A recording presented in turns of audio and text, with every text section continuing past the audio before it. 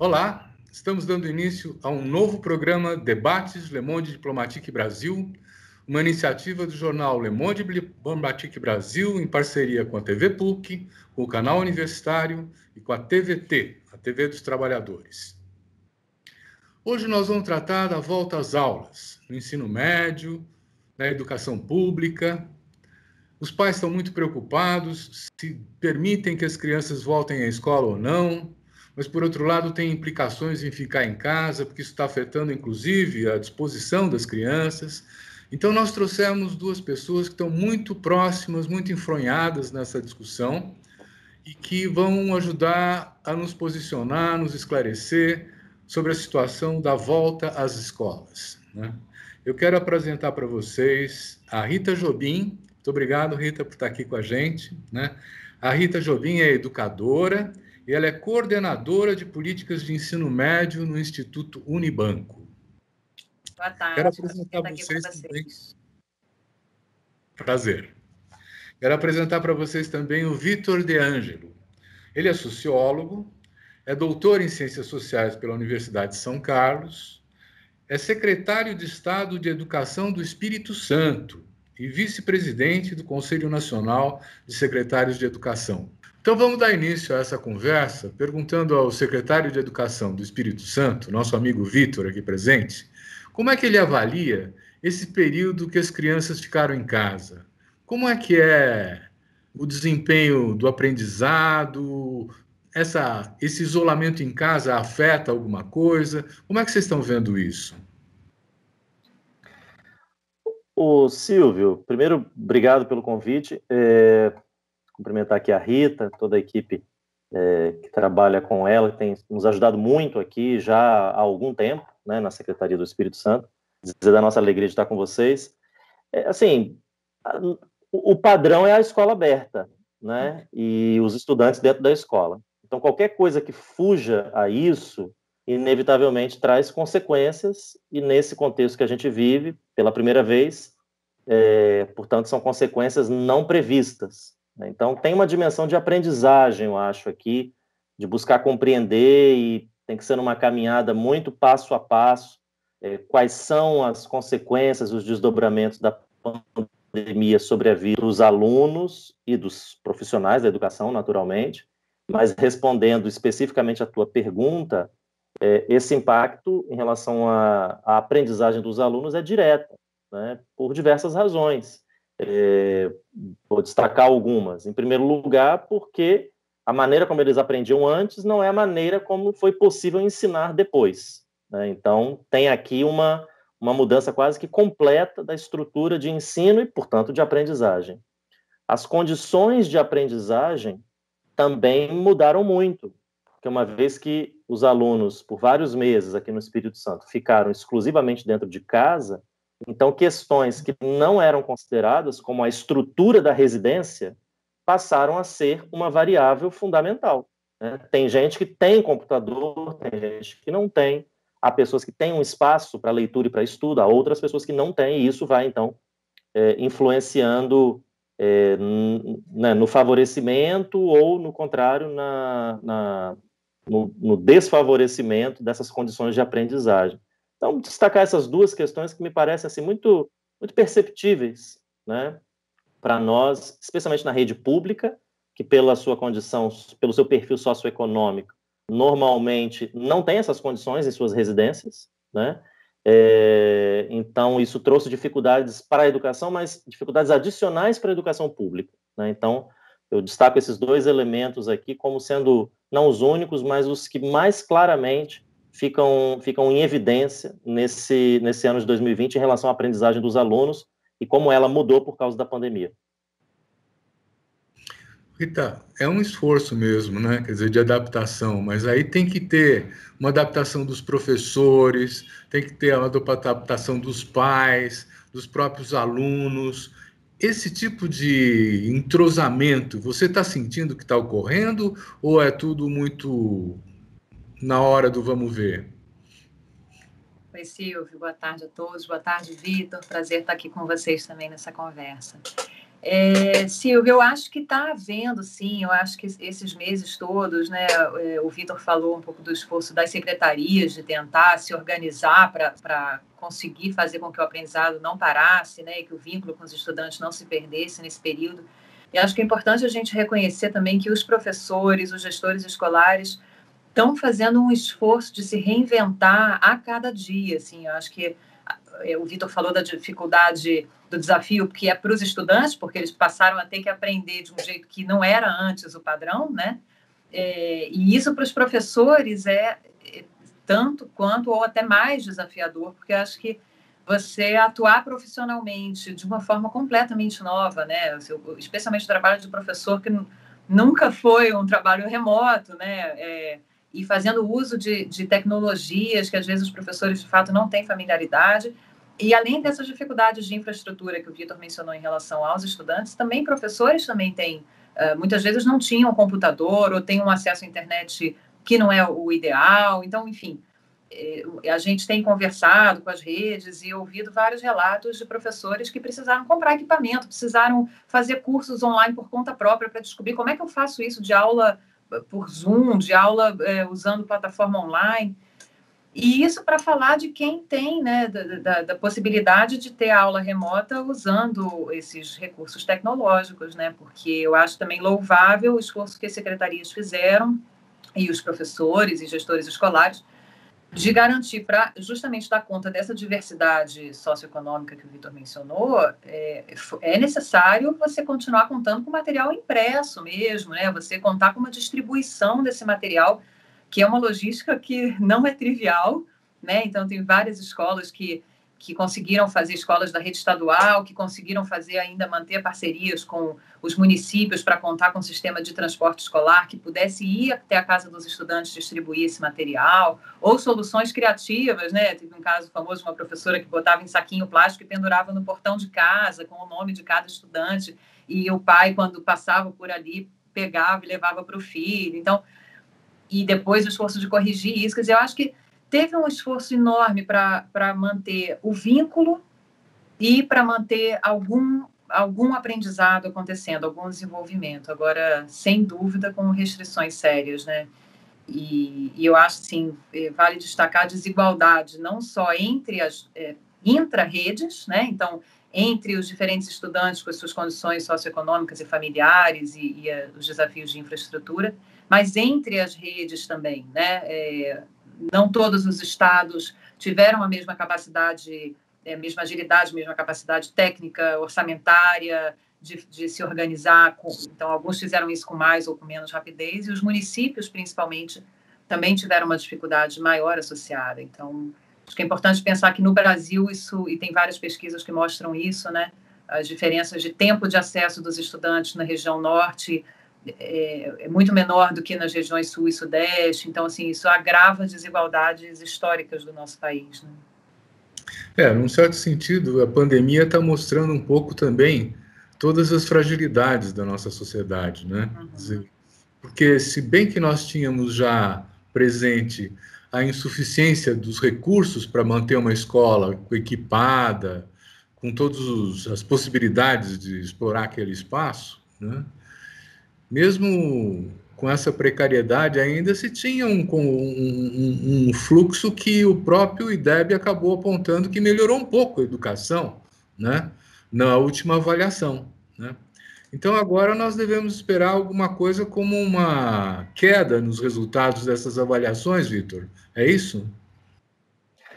Eu acho que sim, e isso, a meu ver, é inevitável. É claro que o quanto vai ser isso é uma outra discussão, porque os estados que, por exemplo, como o Espírito Santo, já vinham numa trajetória de maior êxito, né, na obtenção desses indicadores positivos, aqui pensando no IDEB, não é que eles estão imunes aos efeitos da pandemia sobre este indicador, que capta duas questões que são fundamentais agora: evasão, que possivelmente aumentará, e aprendizagem, que possivelmente piorará. Então, assim, os dois indicadores do IDEB são os dois pontos mais diretamente atingidos pela pandemia, e isso atinge todo mundo, inclusive o Espírito Santo. Mas o fato de a gente ter vindo numa trajetória desde de 2011, de melhoria desse indicador, é lógico que coloca o Estado do Espírito Santo numa condição mais bem estruturada para responder a isso. Só que a resposta não envolve esforços apenas de uma Secretaria de Educação, né? Porque o problema ele se espraia para o mercado de trabalho, para questões familiares, e nós não temos nenhuma governança sobre isso. Então, assim, sem dúvida nenhuma haverá impacto. Este impacto, acho que será mais ou menos universal. Existirão estados com melhor capacidade de responder, tal como a Rita falou, responder ao primeiro desafio da pandemia, que é o que fazer. Também no ano que vem, o desafio de como contornar os efeitos da pandemia, também nós teremos estados em melhor condição do que outros. Eu acho que, do ponto de vista da gestão, o estado do Espírito Santo é um dos estados que tem um pouco mais de condições de dar essa resposta. Mas existe também um outro aspecto que a gente precisa considerar e que pode alterar aquela ordem dos estados no IDEB, que é em que medida algumas coisas que serão essenciais no ano de 2021 para a gente poder dar a resposta da pandemia já estão presentes em alguns estados mais do que outros. Vou citar um exemplo. A questão da conectividade, que foi central agora, e, a meu ver, continuará sendo em 2021, vai colocar os estados em que este tema está mais bem resolvido do que outros numa condição mais favorável. E isso pode repercutir favoravelmente para o IDEB, como em outras edições do IDEB não ocorreu, porque ter conexão ou não era uma questão relevante para os dois componentes captados pelo indicador. Então, na verdade, o que nós temos é um viés de amostra. É isso. Quando nós pegarmos o IDEB em perspectiva histórica, temos um baita de um viés, que é a pandemia. Uhum. E isso está colocando, inclusive, uma questão para prefeituras, inclusive, né? Banda larga gratuita para todo mundo? Pode ser uma proposta muito boa, né? Ô, Silvio, eu queria comentar sobre isso, que aí justamente para amenizar esse efeito essa desigualdade que vai se acentuar em função desses fatores, que seria importante ter uma coordenação nacional, né, e uma atuação de fato que viesse da União para garantir algum equilíbrio federativo, né, que pudesse de fato apoiar esses entes, os municípios e os estados que tiverem menos condição de investir nisso, que tiverem já, enfim, uma estrutura não tão preparada, como o Vitor falou. Então, a gente sabe que tem medidas, né, por exemplo, medidas para poder garantir acesso gratuito à internet, ou pelo menos apoiar isso, usando os recursos do FUST. Enfim, tem medidas em tramitação no Congresso que seria importante, de fato, que viessem recursos da União para isso, né? Nós vamos falar um pouquinho mais à frente desses recursos da União, né? Mas eu ainda queria aproveitar, se você quiser continuar com a palavra, eu andei lendo que há uma evasão muito grande de matrículas das escolas privadas, né, que deverão pressionar ainda mais o ensino público, né? Vocês têm uma ideia de como está isso aí? Tem uma avaliação?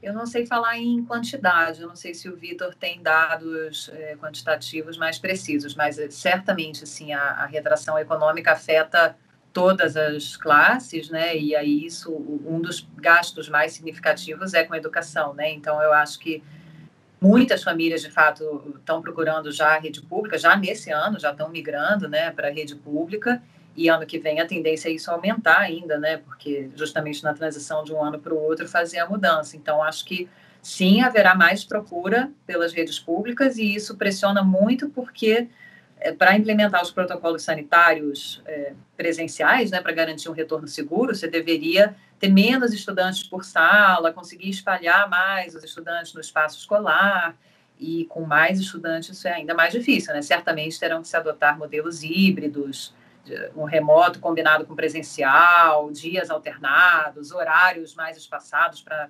espaçar a entrada e saída de estudantes, enfim, acho que vai ser uma pressão grande mesmo para as redes. Então, Vitor, você quer continuar esse raciocínio? E acho que uma questão também econômica é importante, porque os alunos que entram agora, eles não vão contar para o Fundeb de 2021, porque primeiro teremos o censo e só em 2022 é que, do ponto de vista orçamentário, eles passam a ser computados como matrícula que se desdobra em recurso de Fundeb a mais. Isso significa passar pelo ano de 2021 com um cenário possível de aumento de alunos sem aumento de receita, né? Num momento em que, para resolver as questões eminentemente pedagógicas, além das questões de biossegurança, que a Rita já mencionou, nós precisaremos de mais recursos. E aí, de novo, a questão da desigualdade, né, Silvio? Estados que têm uma condição mais favorável para isso, e nesse ponto também o Espírito Santo é um estado, do ponto de vista fiscal, muito equilibrado, conseguem dar uma resposta mais assertiva do que outras unidades da federação. E acho que gostaria muito de comentar, se você me permite, uma fala da Rita, porque assim, a ideia de federação, historicamente falando, é a ideia de autonomia, não de largar os entes federados à própria sorte, que é uma coisa totalmente diferente.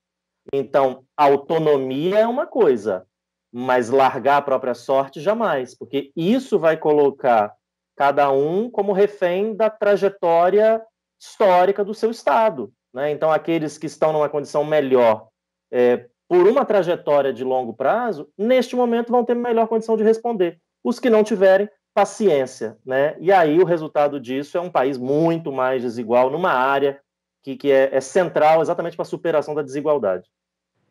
Antes da gente mudar de assunto, eu tomei conhecimento de uma pesquisa do Todos pela Educação e do próprio Instituto Unibanco, que fala numa previsão de uma redução do orçamento das escolas públicas, na pior das hipóteses, de 40 bilhões, né? Quer dizer, no Brasil inteiro. E isso significaria alguma coisa como menos 15% no orçamento das escolas, né? É isso mesmo, Rita? Nós vamos prever, assim, uma falta de recursos? Ou tem um fundo de emergência do Fundeb que pode ser acionado? Não, eu ia comentar isso, foi bom você ter trazido. A gente lançou agora, essa semana, essa nota técnica, a terceira nota de uma série, em que a gente vem estudando o impacto tanto na queda das receitas, que a educação, né, é financiada com os recursos vinculados à arrecadação tributária, né, a determinados impostos, e esses impostos, com a retração econômica, estão sofrendo uma redução, essa arrecadação está sofrendo uma redução grave, então isso compromete diretamente a quantidade de recursos disponível para a educação. E, como o Vitor falou, essas medidas sanitárias e todas as medidas, inclusive, para possibilitar o ensino remoto durante esse período, então compra de pacote de dados, impressão de material, como eu mencionei, distribuição, tudo isso implica em custos extras para as secretarias de educação. Então, muita gente acha que, como não teve aulas presencial, as escolas ficaram fechadas, economizaram dinheiro. E isso não é verdade, porque muitas despesas da educação são incomprimíveis, ou quase, né, são pouco flexíveis. A despesa com folha de pessoal, você não reduz em função da suspensão das aulas presenciais. Você tem que continuar pagando determinados serviços contratados, limpeza, manutenção, segurança das escolas. Esses gastos continuam, você não pode suspender isso.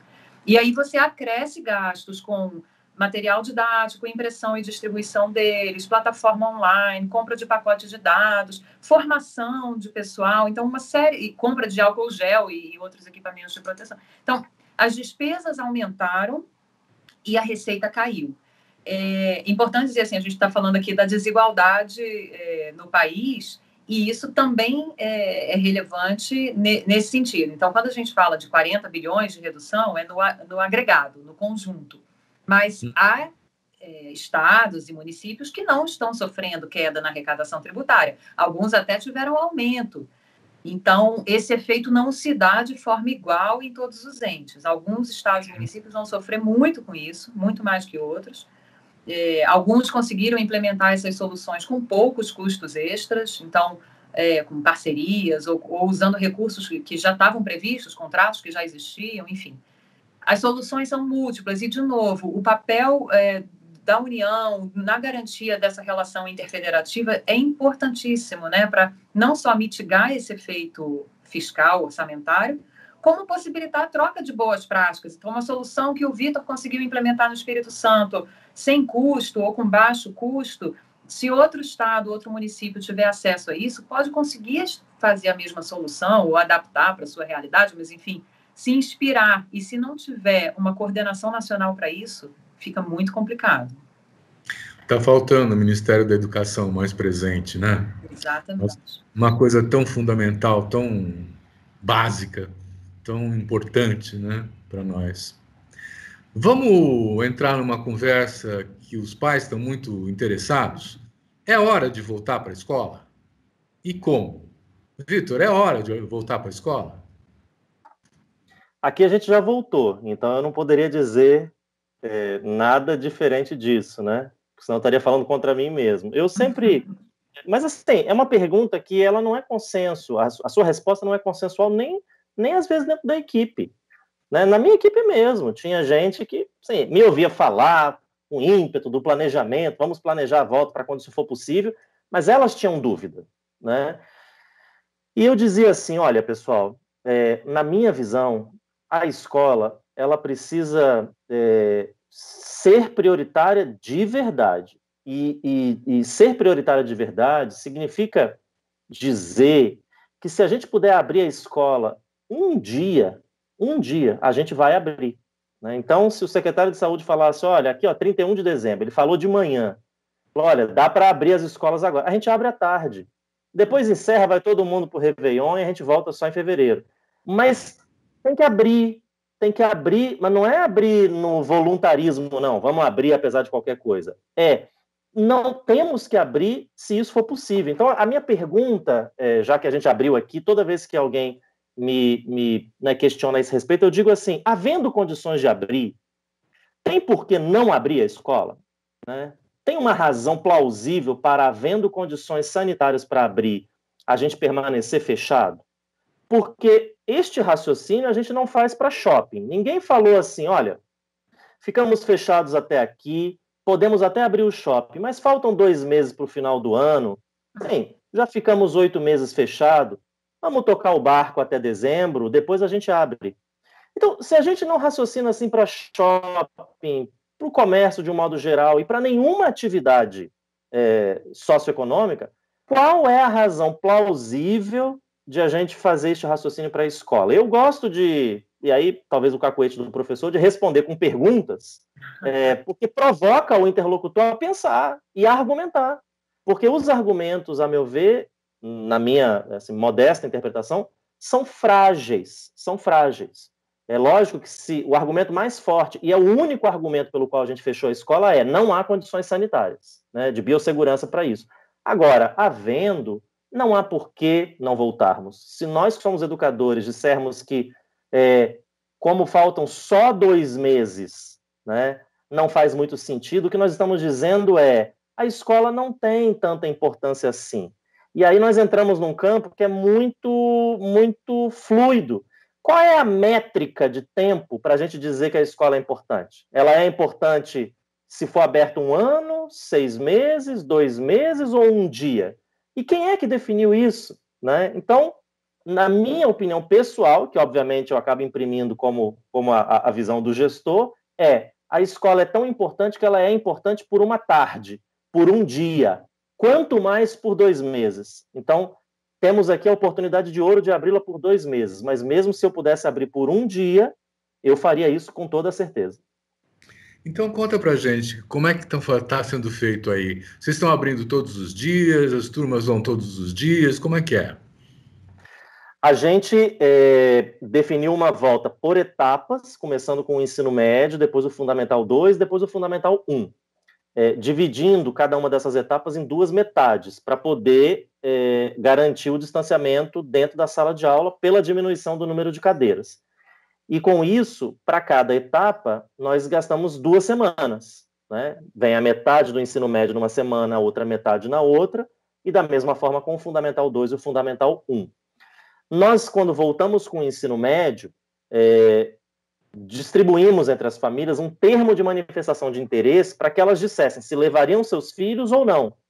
E com isso a gente pudesse se planejar, porque a rede pública, ao contrário da privada, ela oferece outros serviços, transporte e alimentação, essencialmente. E nós precisamos saber quantas refeições servir Nós precisamos saber que linhas de transporte reativar. Então, eu tenho que ter mais ou menos uma ideia de quantos voltarão e quem são essas pessoas. Os termos de manifestação de interesse indicavam a volta de 25% dos alunos. O que aconteceu é que este número não se realizou. Um número menor de alunos voltou na primeira semana e depois na segunda semana. De tal modo que, não fazendo sentido manter o revezamento em turmas que, divididas, poderiam estar juntas, ocupando aquelas cadeiras de uma sala já esvaziada, nós, na semana passada, entre aspas, né, suspendemos o revezamento, a não ser nos casos em que efetivamente houvesse necessidade. E aí voltamos o Fundamental 2 nessa semana, já sem o revezamento. E desta forma, uma consequência é que o Fundamental 2 não gasta mais 2 semanas para voltar, né, uma metade, depois outra. Ele voltou todo esta semana, e aí o desdobramento direto é que o Fundamental 2 o Fundamental 1, perdão, já voltará na semana que vem. Então, foi assim que a gente se planejou, e essa pequena mudança no meio do caminho a partir do monitoramento da frequência. Legal. Rita, não era preciso fazer um trabalho com os pais, porque se menos de 25% atenderam o chamado, é que os pais não deixaram essas crianças ir para a escola, né? Tem algum tipo de iniciativa que você conheça dessa ordem, de ter primeiro uma conversa com os pais antes de tomar uma decisão dessa? Não, o que eu estou vendo de movimento é nesse sentido do que o Vitor comentou, né? Assim, é de perguntar se vão voltar ou não e respeitar a decisão das famílias. Eu não tenho visto tentativa de convencer de que o retorno é seguro, até porque eu acho que isso que o Vitor comentou é uma decisão muito delicada e controversa ainda, né? Dentro das redes, os professores também estão muito receosos de voltar, né? Então, eu acho que é importante respeitar mesmo a decisão de cada família, mas eu concordo muito com o Vitor quando ele fala da prioridade da educação, né? Acho que não é à toa que a gente está vendo, por exemplo, agora na Europa, a segunda onda do Covid vindo muito forte, né? E vários países já voltando ao lockdown, né? Fechando o comércio, fechando bares, restaurantes, tudo isso, mas mantendo as escolas abertas. Então, é uma decisão que mostra um pouco do valor que a sociedade dá, né, à escola e à educação. Aqui, de fato, voltar shopping, agora estão voltando até cinema e enfim, shows, né, possibilidades de aglomerações, e a escola não é considerado seguro. A gente não sabe, e o fato é que tem muito pouca informação precisa sobre o risco das crianças de se contaminarem e de transmitirem, né? Parece haver, o que a gente sabe, os estudos indicam que parece haver menos chance das crianças transmitirem e ficarem gravemente doentes. Então, isso daí é alguma segurança. Claro que nas escolas a gente tem também muitos adultos, né, os profissionais de educação ali envolvidos, e depois as crianças voltam para casa e estão com outros adultos, eventualmente pessoas em grupos de risco. Há crianças também em grupos de risco, né? É importante falar disso. Então, eu acho que esse planejamento tem que dar conta disso tudo, tem que prever que muitas famílias não vão querer mandar seus filhos, não vão se sentir seguras, muitos professores não vão se sentir seguros, ou efetivamente são de grupos de risco, ou não se sentem seguros, e acho que é importante a rede também pensar num esquema para possibilitar algum conforto, né, para esses profissionais se sentirem seguros no retorno. Uhum. Nós estamos falando de 48 milhões de estudantes, é isso? Quer dizer, nessa ordem de grandeza, a gente tinha um ponto muito importante na própria segurança alimentar das crianças, inclusive das mais pobres, na alimentação escolar, né? Como é que isso está sendo administrado, Vitor? Aqui eu vou trazer o MEC de novo, né, através do FNDE, porque a gente tinha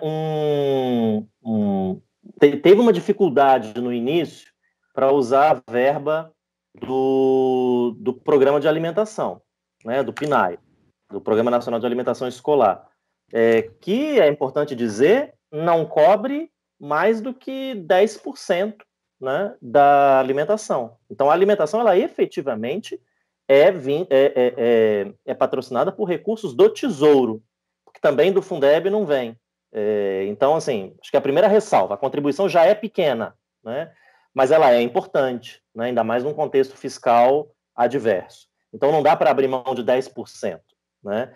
E aí, lá no início, a gente teve muita dificuldade porque o MEC queria que nós providenciássemos, dentro da mesma logística de antes, a alimentação escolar, num contexto absolutamente diferente, né? Em que você não podia ter contato, não podia interagir, enfim, não podia. Então, enquanto as redes se debruçavam de um lado para achar soluções, o MEC apresentava as soluções padrão para um contexto excepcional. Bom, vencido isso, né, e nós aqui no Espírito Santo simplesmente deixamos a discussão de lado, pegamos os nossos 90% da alimentação que a gente patrocinava e tocamos a vida sozinhos, até que lá para o meio do ano foi possível usar o recurso do PNAE numa estrutura que a gente montou aqui para distribuir cestas verde, como foram chamadas, que eram cestas de produtos orgânicos da agricultura familiar. Mas antes disso e até hoje, o que a gente tem feito é distribuir cestas básicas. O que nós fizemos? Calculamos o valor médio da nossa refeição nos contratos que nós temos no Estado, são vários lotes, então a gente calculou um valor médio, multiplicamos pelos dias úteis de um mês. Importante dizer que não é uma política social, é uma substituição à alimentação escolar. Então, não há que se considerar o tamanho da família, os finais de semana, né? Não estamos desconsiderando que a pessoa tem necessidade alimentar ali, mas é porque a gente não pode usar o recurso da educação para fazer política social, né, mais ampla. Então, o que nós fizemos foi fazer este cálculo, deu aí algo como R$90 por mês. Nós, então, organizamos esta compra enviando o recurso para a escola e ela procedia à compra junto a supermercados. E aí houve algumas soluções muito interessantes, mas, via de regra, as famílias iam ao supermercado com o seu nome já constando numa lista e retiravam essa cesta. A solução interessante que eu estou dizendo é porque algumas escolas fizeram o quê logo depois?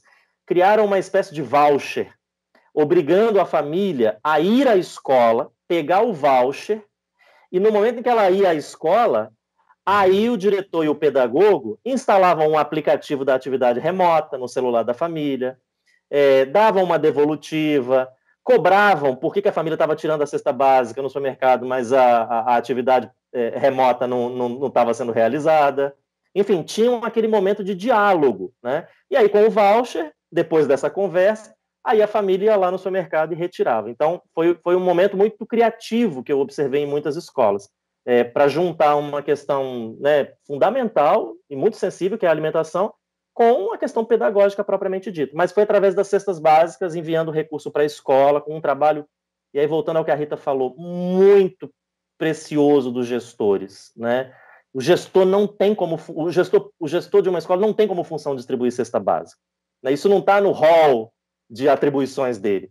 Mas nesse momento, né, eles fizeram isso, encamparam isso, e assim, todo o meu agradecimento a eles, porque é o reconhecimento de quem entendeu que ocupava, num momento extraordinário, um lugar central. Ou era ele, ou isso não ia acontecer, né?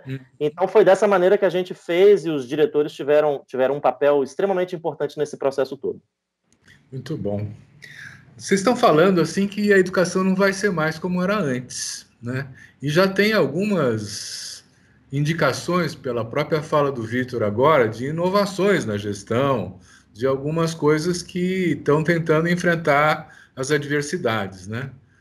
Rita, você podia dizer para a gente o que você acha que vai mudar no ensino no ano que vem? Acho que tem várias mudanças, realmente. Acho que do entendimento do papel do gestor, né, como se ressaltou a importância de políticas articuladas entre diferentes setores, né, então o social e a educação, o de saúde, enfim, setores que precisam se articular melhor.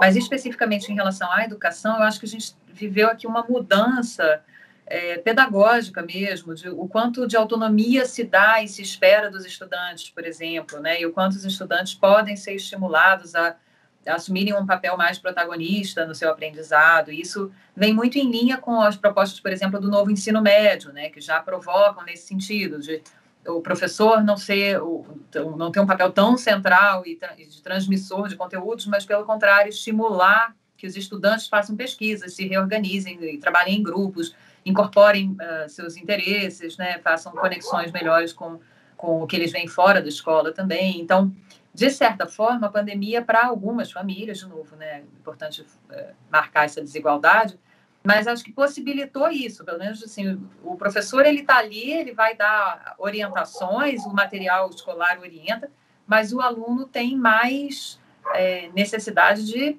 ser protagonista nesse processo.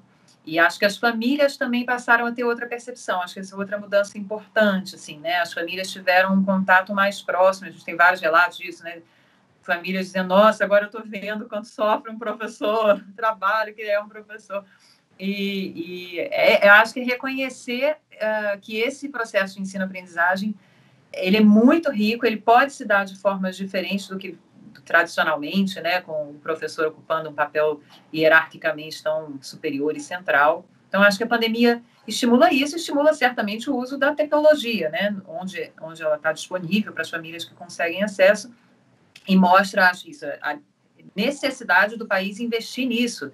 Sem conectividade, a gente não vai conseguir dar esse salto na educação, que é fundamental. Então, acho que foram alguns alertas importantes, tanto de mudança de papel, de entendimento do que pode ser, o que está envolvido no processo educativo, da importância da tecnologia. Acho que o Vitor falou bem, assim, são momentos de crise que impulsionam mudanças importantes que já eram necessárias, né?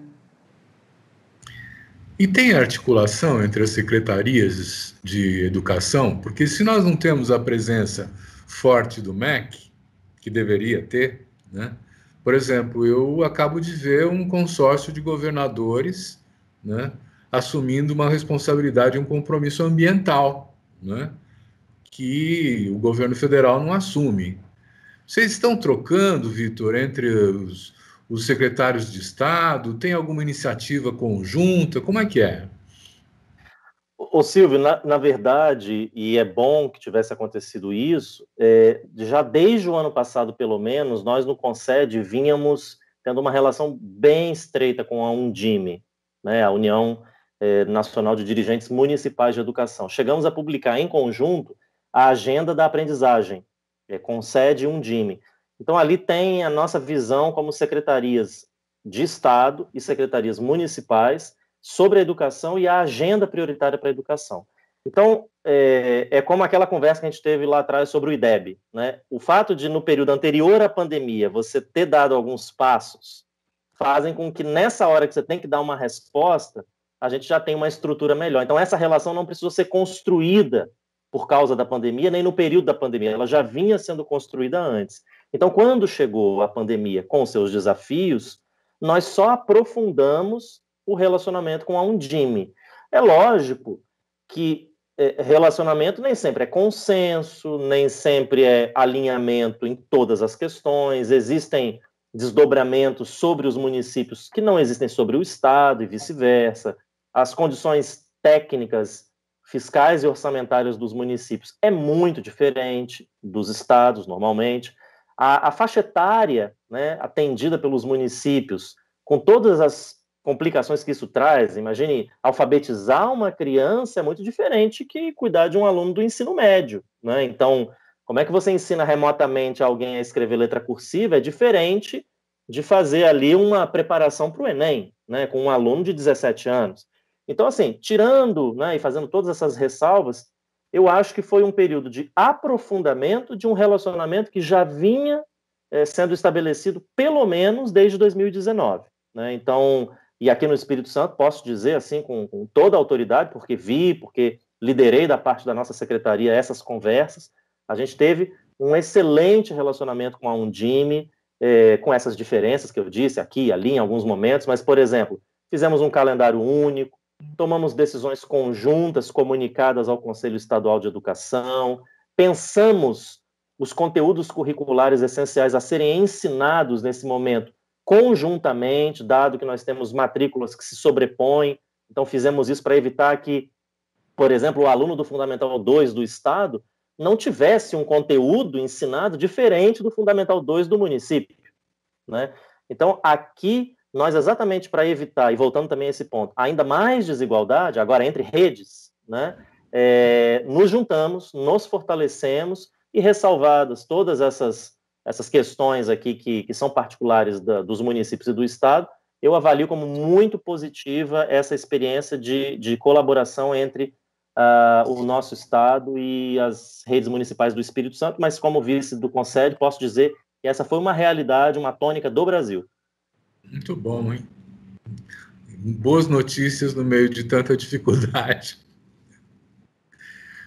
Eu queria perguntar para a Rita. Rita, eu tenho uma preocupação que eu não sei se cabe muito aqui, mas eu tenho tido observações do tipo, olha, as crianças estão começando a ficar psicologicamente meio complicadas, o tempo todo em casa, né? Sem encontrar com os seus amiguinhos, sem um espaço para fazer esporte, enfim, quer dizer, o Instituto Nubanco acabou detectando alguma coisa nessa área ou não? Olha, tem várias pesquisas sobre isso, né? Mostram realmente um impacto psicológico, pedagógico, emocional, né? Que de fato esse tempo de recolhimento afeta muito as crianças e as famílias. Então, eu acho que é importante, e eu vejo que muitas secretarias estão se planejando para isso, estão incluindo isso no planejamento para um retorno às aulas, é uma estratégia de acolhimento importante, né? Então, pensar que esse estudante volta e não dá para só botar ele na sala de aula e vamos entrar com conteúdo para tentar recuperar tempo perdido. Não é isso. Acho que precisa ter muita sensibilidade, né? Um cuidado na escuta, protocolos mesmo, né? As secretarias acho que têm que ter esse papel, porque as escolas precisam de orientação também para como fazer isso, né? Quanto tempo dedicar a isso, que estratégias são possíveis, dinâmicas, de rodas de conversa, que possibilitem que os alunos se abram, contem um pouco como é que foi esse período. Muitas famílias passaram por perdas, né? É importante trabalhar também o luto, né? Perdas tanto de pessoas, vidas, né? Por conta da doença, mas perdas econômicas também, que significam outras mudanças de vida ali, de organização familiar. Isso tudo afeta muito as crianças e às vezes as crianças não conseguem elaborar isso tudo tão bem, né? Isso pode demorar a se manifestar, pode não aparecer na primeira semana. Então, acho que tem uma sensibilidade da escola que, assim, não adianta no primeiro dia eu não dou aula, faço escuta, mas no segundo volta. Não, não é isso, né? Então, são impactos importantes e que têm que ser acompanhados de perto, sim. Uhum. Eu agora estou preocupado com 2021, né? Com base nas experiências que vocês já estão coletando com essas avaliações, o que é que a escola precisa preparar, os gestores precisam preparar, né, para poder acolher os alunos em 2021? Eu deixei em aberto para quem quiser responder. Ô, Sil, eu vou usar uma imagem que eu já usei em algumas outras falas. Isso aqui é meio guerra, né? E aí, 2021 vai ser como a entrada do exército aliado no meio do campo de batalha para fazer o inventário do que sobrou, né? Assim, é o prédio que está de pé, o que caiu, entende? Então, 2021, mais ainda do que este ano, dado que várias redes não voltaram e já anunciaram que não voltarão, né? Então 2021 vai ser o momento de a gente olhar e ver o tamanho, né, da consequência, né? O tamanho desse desdobramento. Então, eu acho que quem voltou agora deu um passo fundamental, porque vai conseguir, pelo menos, ter uma percepção, aí sim, num curto espaço de tempo, né? Mas uma percepção muito importante para não descobrir, ou para não começar a tentar descobrir do que nós estamos falando em fevereiro de 2021. Né? Então, eu hoje, por exemplo, com 3 semanas de aula, já consigo te dar algumas pistas, né, do que é essa volta à aula, como é que é essa acolhida, o que aconteceu, onde que estão algumas dificuldades.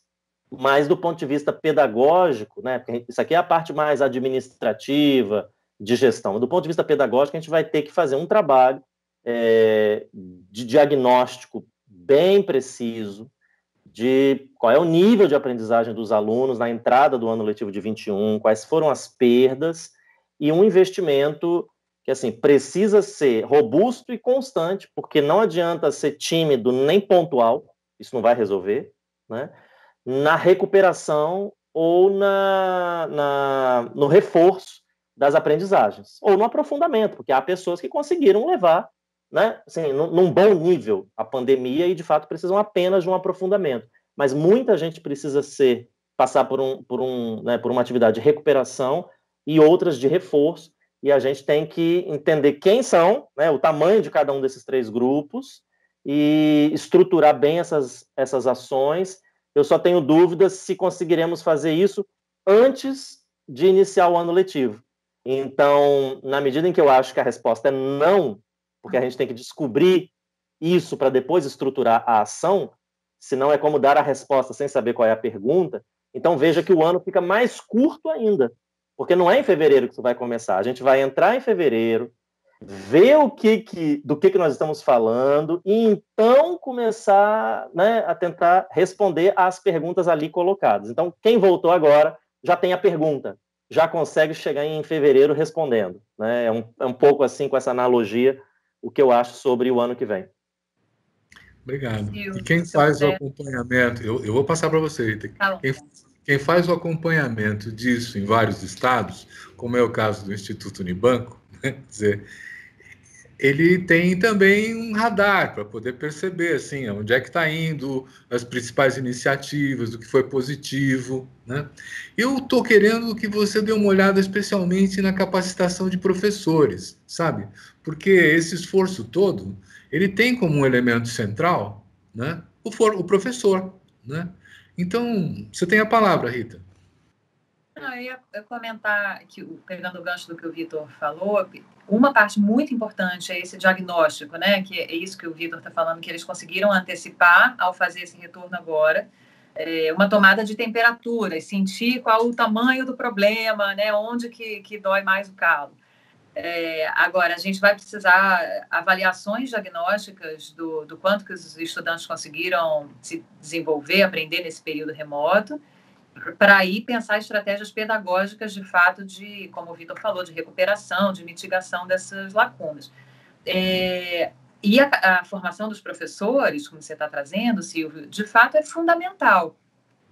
Não só dos professores, acho que tem que ter formação das equipes escolares como um todo, né? Porque pensando tanto na atuação pedagógica diferenciada, que vai precisar ser feita, para dar conta dessa heterogeneidade dos estudantes, de como é que eles se desenvolveram durante o período remoto, para dar conta dos modelos híbridos de ensino que vão precisar ser implementados. A gente não vai conseguir voltar presencial com todo mundo ao mesmo tempo, então algum esquema de ensino híbrido, e mesmo ano que vem a gente está sujeito a novas ondas da Covid que podem fazer com que a gente tenha que suspender temporariamente novamente as aulas, né? Então, o que a gente faz para não paralisar de novo nesse período? A gente já aprendeu esse ano.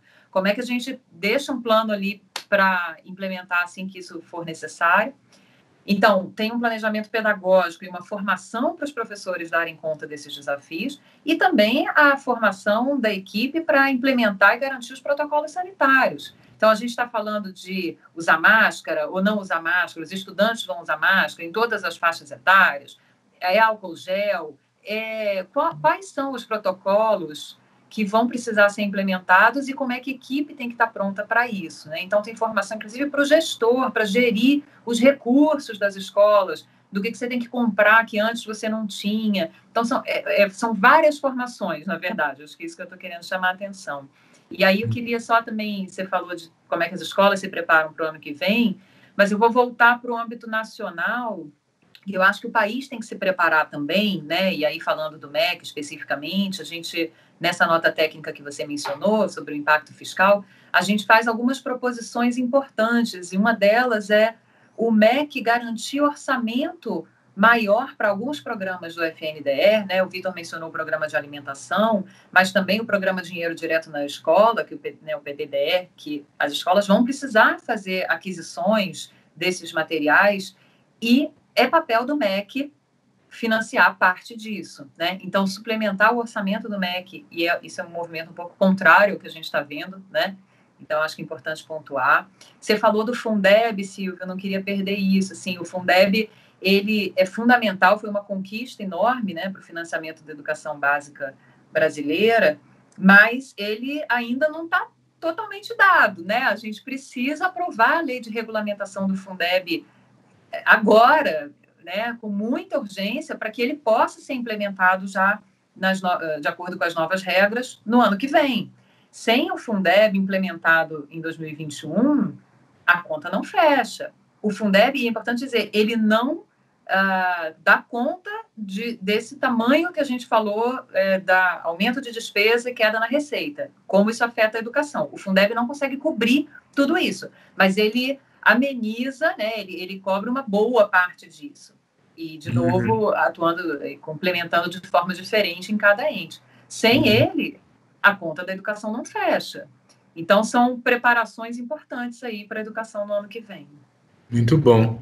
É o que o Vitor falou, né? Nós estamos num pacto federativo, mas os municípios e os estados não podem ser abandonados à própria sorte, né?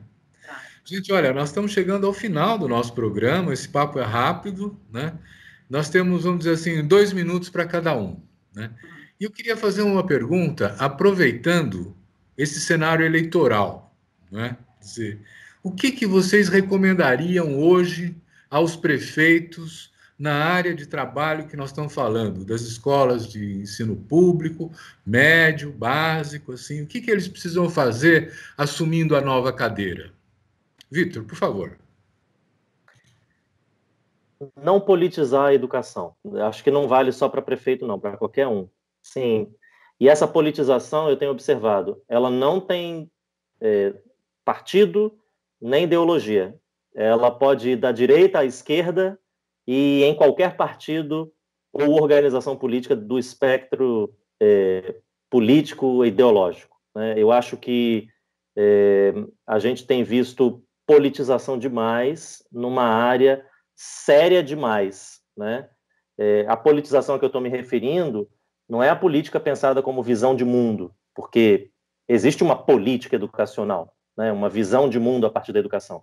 Estou falando reduzir a educação à política, né? No sentido mais estreito da palavra, perdendo de vista os argumentos técnicos, a sensibilidade para a necessidade do usuário da rede, a dimensão transformadora que a educação pode ter. Então, eu não estou em posição de dar dica para ninguém, mas o que eu diria, o que eu dividiria com aqueles que estão nos ouvindo, a partir de uma experiência que é minha, ao longo desses 2 anos de gestão, e em particular nesses meses, é que o que a gente menos precisa agora é de politização da educação.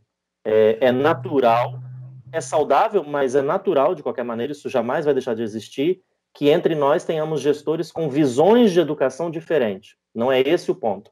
Mas, independente da visão de educação, é muito importante que a gente tenha ali uma base comum que não tem a ver com partido, ideologia, eleição ou qualquer outra coisa, né, que rebaixa e reduz a educação à política dentro dessa dimensão bem restrita que eu estou falando, porque também a política não pode ser em si criminalizada, muito pelo contrário, né? Eu, até pela minha origem como professor de ciência política, jamais diria o contrário disso. Isso é o que eu percebo, esse é o risco que eu vejo, esse é o risco que a gente está vendo na saúde, uma politização da saúde. Eu tenho visto traços disso na educação, e eu acho que o que a gente menos precisa em 2021 é a continuidade ou o aprofundamento disso. Nós precisamos de uma política educacional técnica que coloque e recoloque a educação no centro dessa discussão técnica, né, e com a sensibilidade das demandas que vêm dos usuários da nossa rede, especialmente, claro, da rede pública. Muito obrigado. Rita, você quer dizer suas últimas palavras neste programa? Não na vida, né? Não, eu vou só pegar o gancho do Vitor, assim, tentar trazer para um plano tático, assim, acho que para os gestores municipais e, enfim, para os estaduais também, claro, e escolares, acho que ressaltar a importância do planejamento para esse ano de 2021, que é um ano ainda muito incerto, né?